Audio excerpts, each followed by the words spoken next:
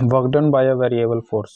A force F बराबर 20 + 10y acts on a particle in y direction where F is in Newton and y is in meter. Work done by this force to move the particle from y0 to y बराबर 1 metre. तो ये हमारा जैसे कि पहले जब work निकालना रहता था तो सिंपल रहता था, फोर्स डॉट डिस्प्लेसमेंट करते थे जहाँ पे फोर्स कांस्टेंट रहता था।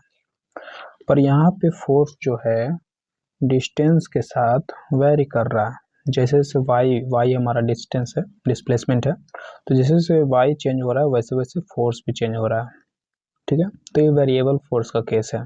जैसे कि मान लो ये लेंथ है और वो यहाँ से यहाँ जा रहा है और उसका फोर्स कुछ इस तरीके से बदल रहा है। ठीक है, ये y है। वर्क कैसे निकालें? तो यहाँ पे एक काम कर सकते हैं हम, यहाँ दिया हुआ है y बराबर 0 मीटर से y बराबर 1 मीटर तक चला। तो y जब 0 मीटर था तो उस समय फोर्स था 20 न्यूटन और y जब 1 मीटर हुआ तो उस समय फोर्स था 30 न्यूटन। तो इतने डेटा है हमारे पास और इससे हमें वर्क निकालना है। तो एक काम कर सकते हैं, इस डेटा से हम ग्राफ प्लॉट कर सकते हैं फोर्स और डिस्प्लेसमेंट में। डिस्प्लेसमेंट जो यहाँ y है मेरा, फोर्स तो ये 0 और ये 1। ठीक है, यहाँ 10 20 30, जब 0 था तो 20, एक कोऑर्डिनेट ये मिल गया 0 20, और जब 1 हुआ तो 30, ये एक कोऑर्डिनेट मिल गया। इन दोनों को मिलाएं। अब ये मेरा लाइन है, ये मेरा ग्राफ है। ठीक है, और फोर्स इसका ग्राफ है इस इक्वेशन का। ठीक है, अब ये और ये एक्स एक्सिस के बीच जो भी एरिया होंगे वो एरिया हमारा वर्क होगा। ये हमने कैसे बोला? तो अब देखो ये फोर्स है, ये डिस्प्लेसमेंट है y और ये फोर्स है।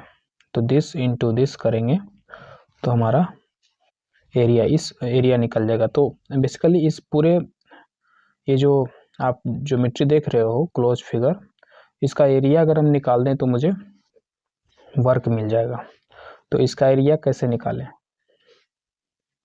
कुछ इस प्रकार से है, ये 1 है और ये टोटल हाइट 30 है, ये टोटल हाइट 20 है। तो इसका एरिया हो जाएगा 20 × 1 20, और ये राइट एंगल ट्रायंगल है, ये तो स्क्वायर, ये तो रेक्टेंगल है ना, ये रेक्टेंगल है तो इसका एरिया 20 × 1 20 हो जाएगा। और ये ट्रायंगल है तो इसका half into base that is 1 into height ये 10 तो 5, तो ये 5 टोटल 20 5 25 जूल। तो ये हो गया आंसर। ठीक है, एक तो ये तरीका हुआ। एक दूसरा तरीका, हालांकि वो दूसरा नहीं है, इसी का रूप है, इंटीग्रेशन की हम बात कर रहे हैं। तो integration is actually calculating area. तो हम ऐसा करते हैं कि छोटा सा ये जो यहाँ से यहाँ जा रहा था, तो हम छोटा सा dy लेते हैं।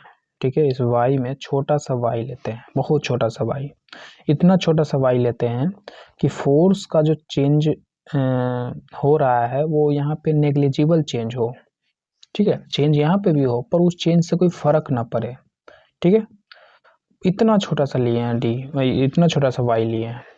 तो अब छोटा सा लेंथ, छोटा सा डिस्प्लेसमेंट इनटू फोर्स करेंगे तो छोटा सा वर्क हमें मिलेगा।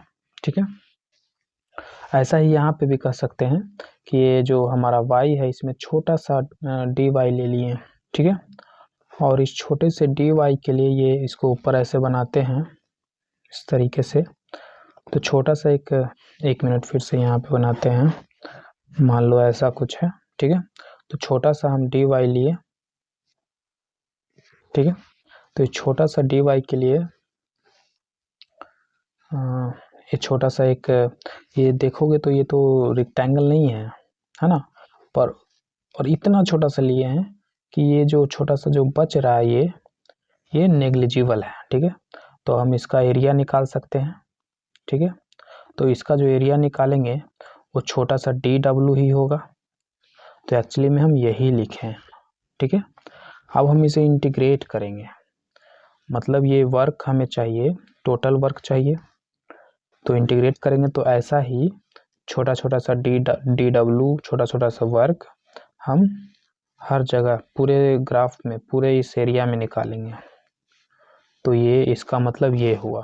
ठीक है, अब इधर करेंगे, इधर भी करेंगे, तो